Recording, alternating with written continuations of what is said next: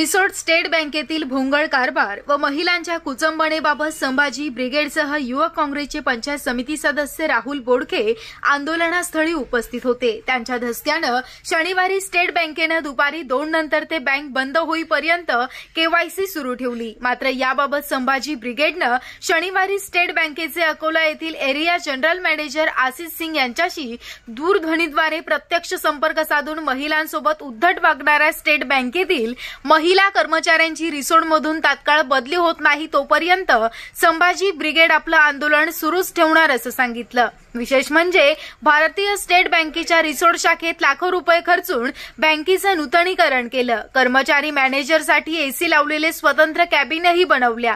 मात्र ज्या सामान्य ग्राहकांच्या भरोशावर ही बँक मोठी झाली त्या बँकेत ग्राहकांसाठी मुतारीची किंवा पाण्याची कुठलीच व्यवस्था नाही। याबाबत शुक्रवारी महिलांची रांग ही थेट रस्त्यापर्यंत आली होती। अशातच एका 25 वर्षीय महिलेला मासिक पिरियडचा त्रास होत असल्यानं तिनं बँकेत पॅड बदलण्यासाठी स्वच्छता रूमचा शोध घेतला।